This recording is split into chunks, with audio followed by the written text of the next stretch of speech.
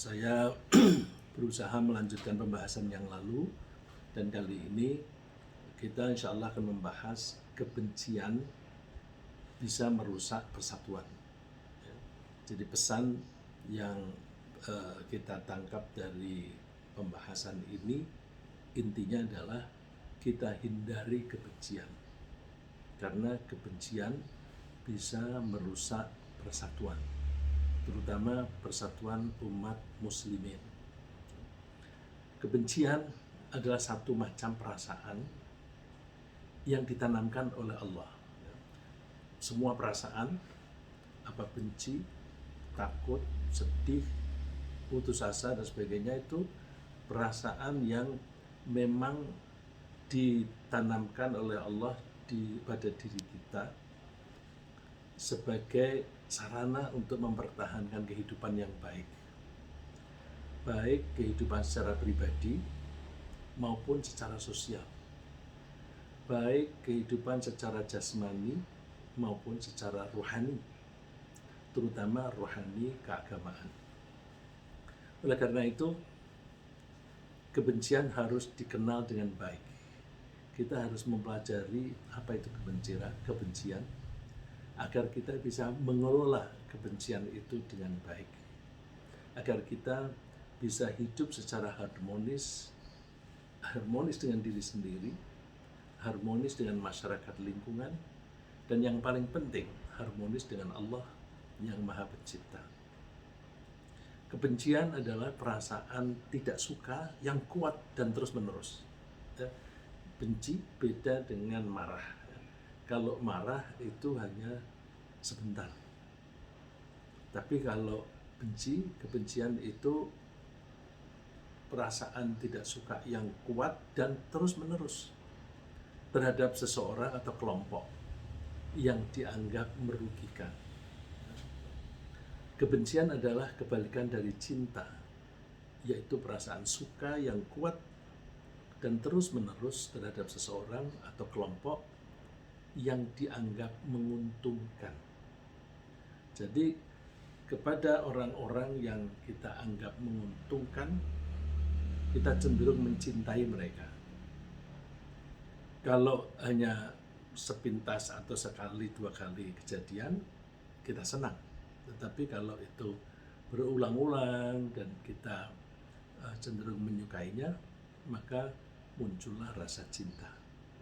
Kebalikan dari itu, kalau ada orang merugikan kita dan merugikan itu diulang-ulang, sehingga rasa tidak senang kita kepadanya itu makin lama makin intens, maka terjadilah kebencian. Kebencian seringkali disertai dengan rasa permusuhan yang mengakibatkan seseorang ingin melampiaskan kemarahan dengan kekerasan.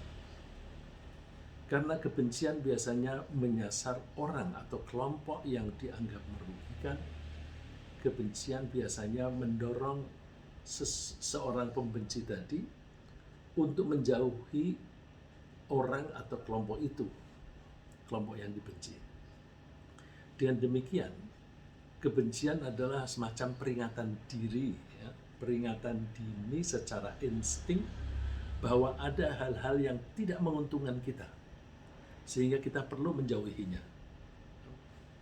Inilah sarana yang ditanamkan oleh Allah agar kita hidupnya dengan baik. Nah, kalau ada orang-orang yang merugikan, kita didorong oleh Allah untuk menjauhinya. Caranya Allah membuat mekanisme rasa benci tadi. Bandingkan dengan rasa suka yang sampai dengan cinta. Cinta adalah pemberitahuan secara insting bahwa ada hal-hal yang menguntungkan kita sehingga kita perlu mendekatinya. Kebencian jika tidak dikelola dengan baik bisa mengakibatkan permusuhan antar manusia dan lebih buruk lagi membuat seseorang menjadi lupa kepada Allah karena perhatiannya banyak tersita untuk itu. Maka Allah memperingatkan kita, jangan sampai kita terpancing sehingga kita mempunyai rasa benci yang kemudian bisa menimbulkan permusuhan. Karena hal itu bisa membuat kita lupa kepada Allah. Kalau lupa kepada Allah, udah ketaatan kita kepada Allah akan luntur dan hilang. Allah berfirman, إنما يريد الشيطان أن يوقع بينكم العداوة والبغضاء في الخمر والميسر ويصدكم عن ذكر الله وعن الصلاة فهل أنتم منتهون. Sesungguhnya setan ini karakter manusia atau jin yang berusaha membuat kita makin jauh dari Allah. Sesungguhnya setan hanya menginginkan menanamkan di antara kalian rasa permusuhan dan kebencian melalui minuman keras dan perjudian. Dan setan juga ingin menghalang-halangi kalian untuk ingat kepada Allah, menghalang-halangi kalian untuk sholat. Fahal antum muntahun. Apakah kalian mau berhenti meminum minuman keras dan berhenti melakukan perjudian? Ini sejarahnya bahwa pada zaman dulu itu orang-orang pada suka minum minuman keras sehingga mabuk. Nah, minuman keras itu membuat kecanduan. Ketika Allah melarang mereka berhenti minuman keras, itu Allah memerintahnya bertahap. Ditanamkan dulu bahwa minuman keras dan perjudian itu memang ada keuntungannya, tapi kerugiannya atau bahayanya lebih besar. Lalu kemudian diperingatkan agar kalian ketika sholat jangan dalam keadaan mabuk. Lalu kemudian tahap yang ketiga, tahap yang terakhir, bahwa setan memang memanfaatkan minuman keras dan perjudian untuk membuat kalian lupa kepada Allah melalui kebencian dan permusuhan. Kebencian juga bisa menghalangi seseorang untuk masuk surga. Yang berarti bahwa kebencian akan menyeret orang yang bersangkutan untuk masuk neraka. Karena di akhirat itu hanya ada dua tempat, surga dan neraka. Kalau enggak bisa masuk surga, ya ke neraka. Maka kebencian itu bisa menghalangi seseorang untuk masuk surga, yang berarti bahwa kebencian akan menyeret orang yang bersangkutan untuk masuk neraka. Rasulullah bersabda, "Tuftahu abwabul jannati yawmal itsnaini wal khamis. Fayaghfirullahu azza wa jalla likulli 'abdin la yushriku billahi syai'a illa rajulan kana bainahu wa baina akhihi syahna. Fayaqul unzuru hadain hatta yastaliha. Anziru hadain hatta yastaliha. Anziru hadaini hatta yastaliha." Pintu surga dibuka setiap hari Senin dan Kamis. Allah akan mengampuni semua hambanya yang tidak menyekutukan Allah. Kecuali meskipun dia tidak menyekutukan Allah, seseorang yang dia mempunyai kebencian terhadap saudaranya. Jadi kebencian itu membuat kita jauh dari neraka. Lalu kalau itu sudah terjadi di akhirat nanti, karena dia beriman dan tidak menyekutukan Allah, maka dia berhak masuk surga. Tetapi suruh tunggu sampai dua orang ini bisa berdamai. Tunggu sampai dua orang ini bisa berdamai. Tunggu sampai dua orang ini berdamai, sampai diulang 3 kali. Jadi ini menunjukkan bahwa betapa penting kita menghindari rasa benci kepada orang lain dan juga bisa benci kepada diri sendiri. Kalau kita menyalahkan orang lain, lalu kebencian itu kepada orang lain. Tapi kadang-kadang ada orang lalu mengakui bahwa akulah yang salah. Terus kalau kesalahan itu menyebabkan kesengsaraan, lalu dia menyalahkan dirinya sendiri. Itu juga berbahaya. Kebencian dan permusuhan itu bisa mengakibatkan tercerai-berainya masyarakat. Suatu hal yang menyengsarakan kehidupan masyarakat dan bertentangan dengan perintah Allah agar kita bersatu padu dan saling tolong-menolong berdasarkan kasih sayang antara anggota masyarakat. Karena kita itu makhluk sosial.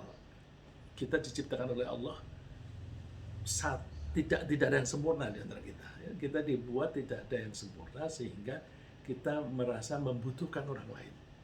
Nah, karena kita membutuhkan orang lain, maka kita didorong untuk berbuat baik kepada orang lain supaya ada pemberian atau tolong-menolong timbal balik. Nah, itu menjadi ikatan persaudaraan dalam masyarakat. Nah, persatuan masyarakat, terutama mereka yang beriman, itu bisa dicapai jika semua anggotanya sama-sama berpegang teguh pada ajaran Allah dan menjadikan ridha Allah sebagai tujuan bersama. Kalau kita punya tujuan bersama, kita bisa bersatu. Dan kalau tujuan bersamanya itu ridha Allah, kebersamaan itu awet meskipun target itu sudah diperoleh. Bandingkan dengan kalau orang targetnya uang. Kalau sekelompok orang, 10 orang misalnya itu ingin merampok dan merampoknya itu membutuhkan bantuan satu dengan yang lain, maka mereka bersatu untuk berbagi peran. Target uang bisa membuat mereka bersatu, tapi nanti begitu uang diperoleh, mereka berantem, mereka berebut siapa yang dapat lebih banyak. Tapi kalau targetnya adalah ridha Allah, masing-masing memperoleh ridha Allah, nggak akan ada berantem itu. Ya, oleh karena itu, kalau kita memilih tujuan bersama antar anggota masyarakat, maka tujuan yang paling baik adalah mencari ridha Allah atau kesenangan Allah kepada kita. Karena semua anggota masyarakat memiliki tujuan yang sama, yaitu ridha Allah, maka akan muncul rasa saling menyayangi dan saling mendukung di antara mereka. Allah menganjurkan kita, wa'tasimu bihablillahi jami'an wa la tafarraqu. Berpegang teguhlah kalian pada tali Allah. Tali Allah itu ajaran Allah atau agama yang digariskan, ditentukan oleh Allah semuanya, dan jangan bercerai-berai, wala tafarraq, jangan terpisah-pisah. Wadhkuru ni'matallahi 'alaikum idh kuntum a'da'an fa'alafa baina qulubikum fa asbahtum bi ni'matihi ikhwana. Dan ingat kenikmatan Allah untuk kalian. Dulu kalian itu saling bermusuhan, lalu kemudian Allah melunakkan hati kalian sehingga kalian menjadi bersaudara karena kenikmatan dari Allah, yaitu melalui hablum minallah tadi atau ajaran Allah. Itu kita pegang teguh, kita pegang bersama. Nah, supaya bisa sama-sama berpegang itu, maka kita mesti ajak-ajak, ya, ajak-ajak, ayo kita menuju yang sama, ridha Allah. Ayo kita menuju yang sama. Ini dakwah. Ya, jadi dakwah itu dimulai dari kecil-kecilan, dimulai dari dakwah, mendakwai diri kita, kemudian orang-orang yang dekat dengan kita. Nah, kalau orang-orang yang dekat sama kita itu mempunyai target yang sama, yaitu ridha Allah, maka akan muncullah rasa kebersamaan yang saling menyayangi. Begitu kuatnya rasa kasih sayang di antara orang-orang yang beriman, masing-masing dari mereka merasa memiliki peran yang saling mendukung. Jadi berkumpul jadi satu. Kalau tadi saya kasih contoh merampok, itu masing-masing membagi peran, melakukan peran yang bisa saling mendukung. Siapa yang mendobrak pintu, siapa yang mengawasi lingkungan dan sebagainya, itu ada peran masing-masing. Nah, kalau kita mempunyai target yang sama mencari ridho Allah, maka kita harus membagi peran. Suami dan istri membagi peran. Suami yang mencari nafkah, istri biarkan di rumah untuk mengurusi rumah tangga, mengurusi anak-anak begitu, supaya pendidikan anak-anak itu menjadi lebih baik, supaya anak-anak mendapatkan kasih sayang yang cukup. Kemudian misalnya mereka, misalnya seorang suami itu mempunyai problem, maka tempat yang paling baik untuk bermusyawarah adalah istri. Kadang-kadang istri itu karena tidak terlalu didominasi oleh problem-problem di luar, itu suka karena hatinya tenang, lalu bisa memunculkan ide-ide yang bagus. Kadang-kadang suami menyepelekan istri karena dianggap istri nggak tahu apa-apa. Masih ingat Rasulullah SAW pernah bingung karena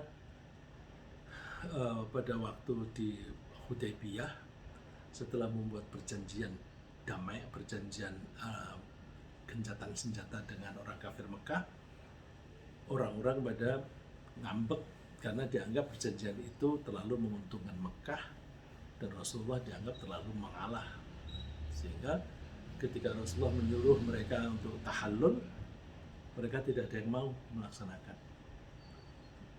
Rasulullah kemudian masuk ke kemah, istrinya Ummu Salamah melihat Rasulullah sedih. Kenapa?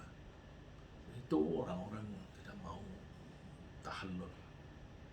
Gampang Rasulullah, ini gunting bawa gunting ini. Rasulullah nggak usah bilang, nggak usah ngomong apa-apa, langsung gunting rambutnya sendiri, pasti mereka mengikuti. Nah, itu wanita mempunyai ide yang cemerlang gitu. Ya. Jadi begitu kuatnya rasa kasih sayang di antara orang-orang yang beriman, masing-masing dari mereka merasa memiliki peran yang saling mendukung, bagaikan suatu bangunan yang setiap komponennya berfungsi sebagai penguat terhadap komponen yang lain. Ada tiang, terus ada belandar atau apa itu, yang kemudian itu saling mengikat sehingga temboknya bisa berdiri dengan tegak, dan sekaligus temboknya itu mendukung atap dengan kuat dan sebagainya. Rasulullah menggambarkan innal mu'mina lil mu'mini kal bunyan. Seorang mukmin satu dengan yang lain itu bagaikan bangunan. Yashuddu ba'duhu ba'dahu. Yang satu menguatkan yang lain. Lalu Allah memberikan contoh, Rasulullah memberikan contoh, wasyabbaka asabi'ah. Jari-jarinya itu dibuat bergabung, bersilang, syabbaka, untuk menunjukkan bahwa betapa kokoh hubungan antara mukmin satu dengan mukmin yang lain. Nah, oleh karena itu kan peran itu harus dibagi. Peran itu harus dibagi. Kalau suami istri perannya sama-sama cari duit, ya nanti kurang kokoh. Kita mesti berbagi peran. Nah, dengan demikian, mereka orang-orang yang beriman itu siap untuk saling menolong dan saling membantu dalam kebaikan yang diridhoi Allah. Tentu mereka tidak mau saling menolong dalam keburukan, karena keburukan bisa memicu rasa permusuhan dan tidak disukai oleh Allah.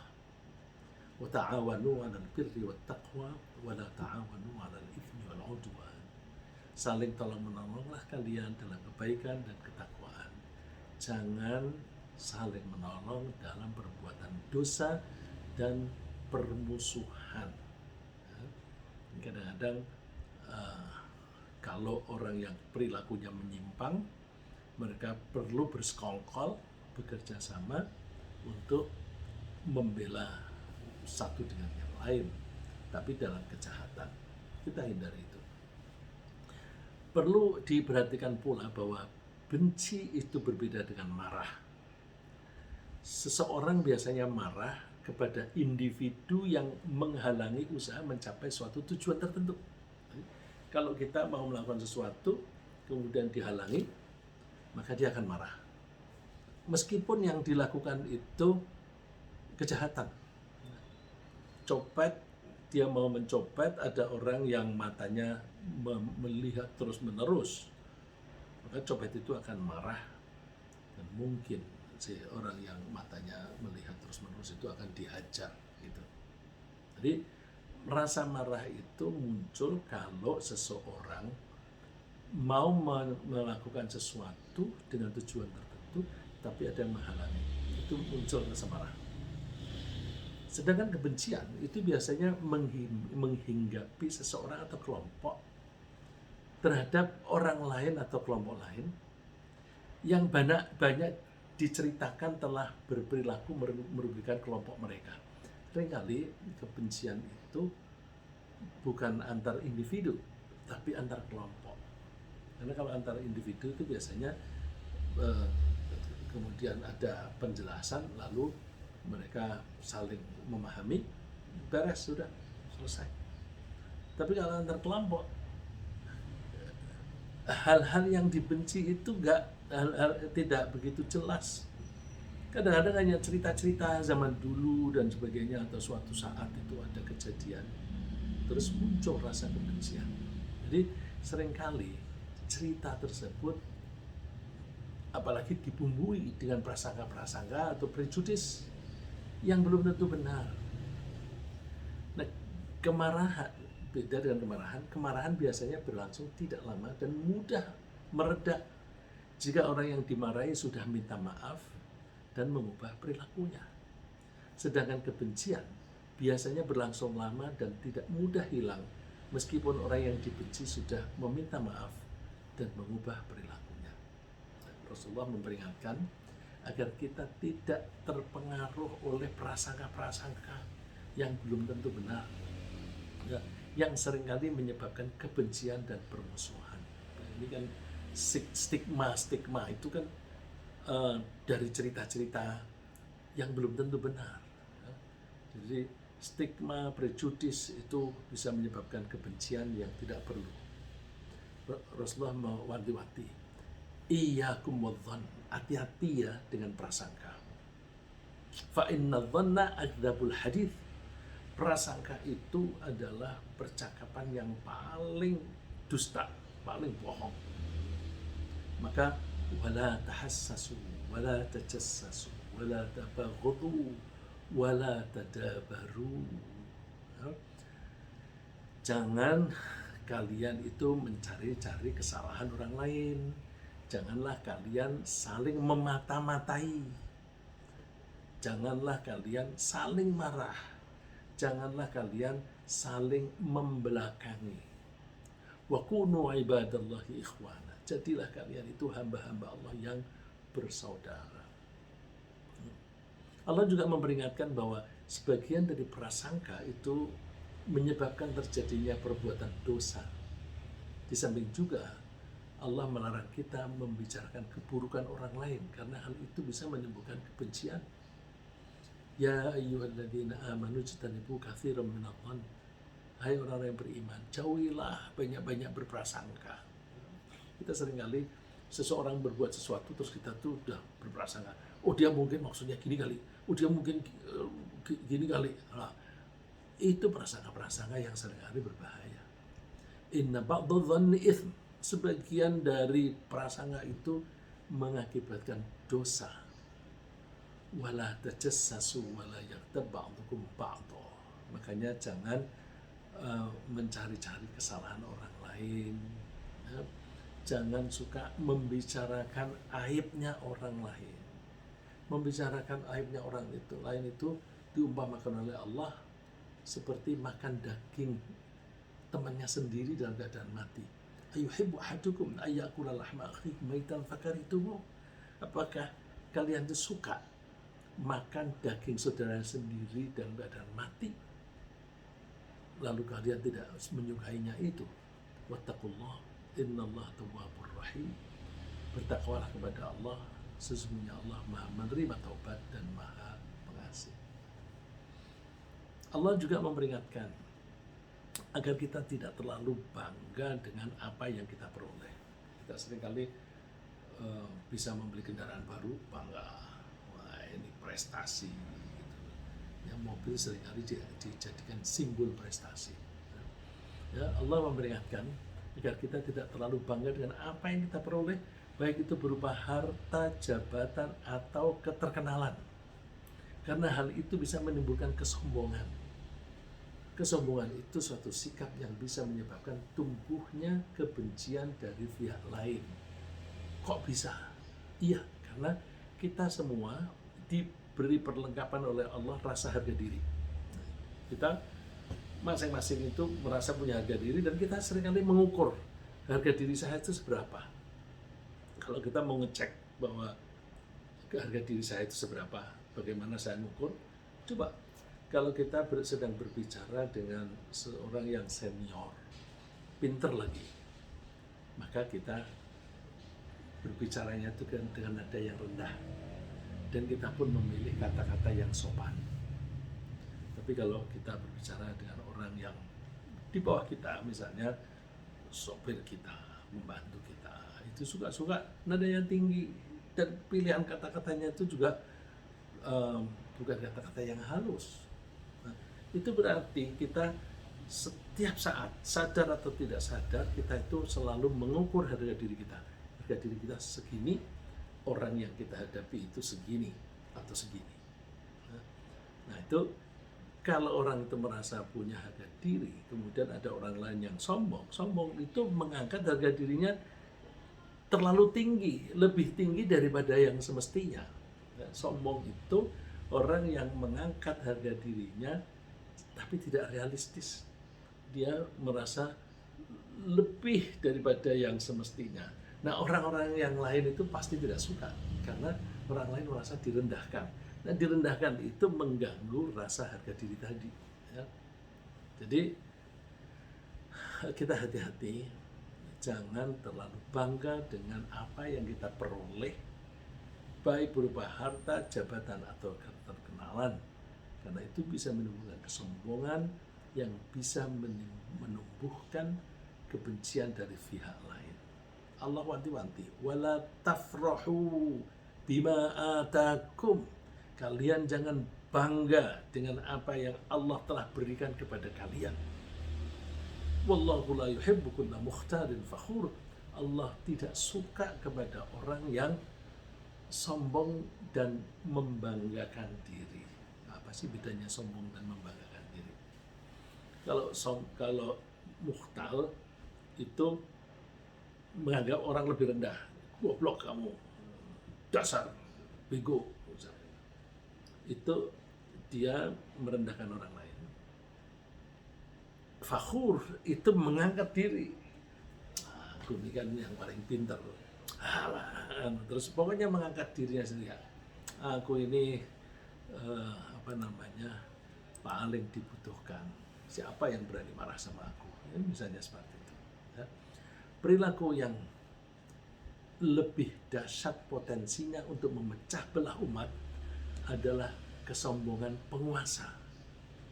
Penguasa itu karena mempunyai otoritas, itu kalau sombong itu bisa melakukan pengerusakan. Pengerusakan itu bisa pengerusakan lingkungan, misalnya tambang-tambang yang dilakukan atau izinnya diberikan di daerah-daerah yang seharusnya untuk pelestarian alam, ya, untuk preservation, atau ya itu kan merusak tanah, merusak tanaman, dan bahkan mengeluarkan kebijakan yang merugikan orang lain, itu kan merusak tatanan hidup, ya. Dengan mengeluarkan kebijakan yang tidak adil, dengan mengeluarkan atau membuat sikap yang mengadu domba satu kelompok dengan kelompok lain. Ya. Kalau masyarakat itu diadu domba lalu mereka menjadi lemah, lalu dia tetap jaya. Divide et impera. Dan apalagi kalau penguasa itu karena kesombongannya merenggut kesejahteraan masyarakat dengan pengelolaan administrasi yang koruptif. Kalau korupsi dibiarkan, maka akan marah. Tidak dibiarkan saja dengan ketat saja, itu masih ada orang yang berusaha korupsi. Apalagi dibiarkan begitu saja.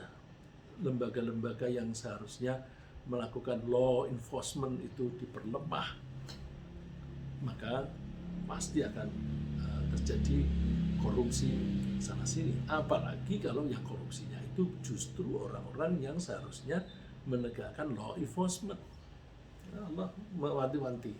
Fahal asaitum in tawallaitum an tufsidu fil ardi wa tuqatti'u arhamakum. Apakah kalian tuh menginginkan saat kalian itu berkuasa lalu kalian itu membuat kerusakan di muka bumi dan kalian memutus hubungan kekeluargaan? Ya orang-orang kalau dirugikan itu kan lalu terus benci. Kalau benci kemudian kan putus kekeluargaannya, lalu muncul permusuhan. Ya, untuk menghindari dan meredam kebencian antar anggota masyarakat, kita perlu mempunyai sikap dan perilaku yang bisa membangun persatuan. Misalnya apa? Kita mesti bersikap lemah lembut dalam kehidupan bermasyarakat. Rasulullah SAW memberikan contoh sikap yang lemah lembut dan suka memaafkan orang lain ketika Rasulullah memimpin masyarakat, sehingga masyarakat mengalami kehidupan yang damai dan harmonis setelah mereka tercerai-beraikan karena permusuhan. Fabima rahmatin minallahi lintalahum, ya, karena rahmat Allah kamu berlemah lembut kepada mereka. Jadi sikap dan perilaku lemah lembut itu penting. Ya, saya bilang sikap itu sikap batin, perilaku itu ekspresi dalam bentuk tindakan. Jadi kita mesti sikap kita lembut, perilaku kita lembut. Walau kunta faddan ghalidhal qalbi lan faddu min hawlik. Seandainya kamu itu keras dan hatimu kaku, tentu orang-orang itu berpaling dari kamu. Ya, buktinya Rasulullah yang tadinya itu dibenci oleh orang-orang kafir karena ajarannya itu dianggap mengganggu mereka, lalu makin hari makin banyak pengikutnya karena kelemah lembutan tadi. Fa'fu anhum wastaghfir lahum wasyawirhum fil amr. Maka maafkan mereka, ampunilah mereka, dan ajaklah mereka bermusyawarah ketika kamu mengambil keputusan untuk kepentingan bersama. Kita juga perlu mengembangkan sikap ramah antar anggota masyarakat, terutama di kalangan orang-orang mukmin. Misalnya, ketika kita berdakwah, kita terapkan metode kelemah lembutan dan merangkul sesama muslim, bukan saling tuduh menuduh.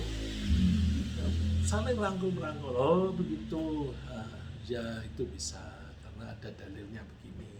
Oh begitu bisa ada dalilnya begini, sehingga tidak muncul kebencian dan permusuhan. Malah bahkan itu menjadi persyaratan sikap orang mukmin.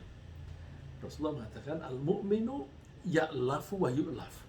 Yang namanya orang mukmin itu pasti ramah terhadap orang lain dan orang lain bersikap ramah kepada dia.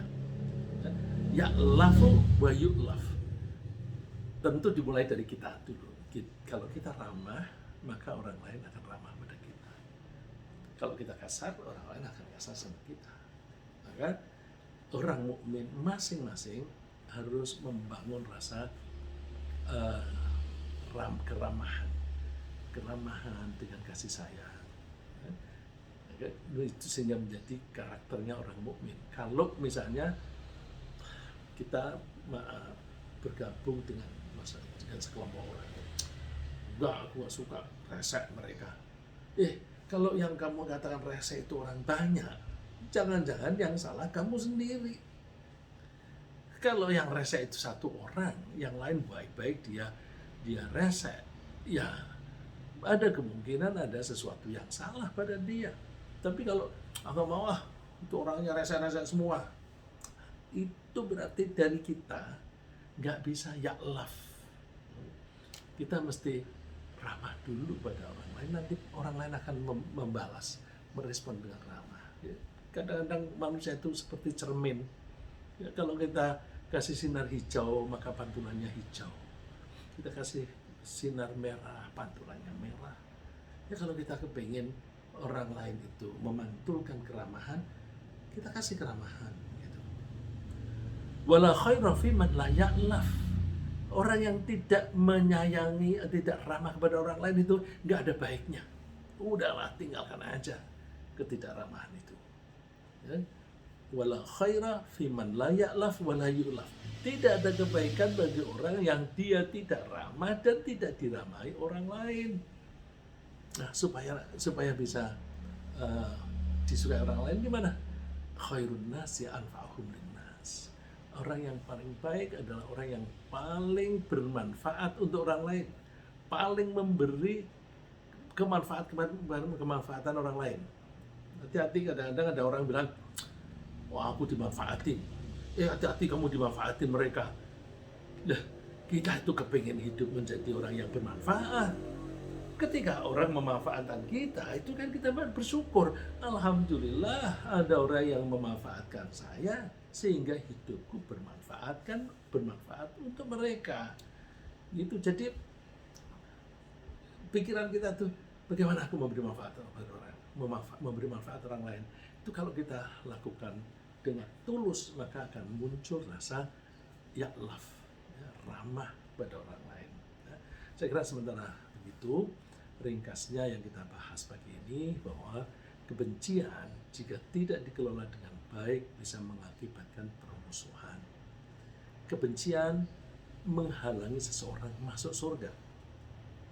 Untuk menghindari kebencian, Allah melarang kita sombong dan melarang kita berprasangka buruk pada orang lain. Untuk membangun persatuan umat, Allah menganjurkan kita berlemah lembut, beramah terhadap orang lain, dan suka tolong menolong. Kita mohon kepada Allah, wala taj'al fi qulubina ghillan lil ladzina amanu. Ya Allah, janganlah Engkau membiarkan kedengkian dalam hati kami terhadap orang-orang yang beriman. Amin. Amin.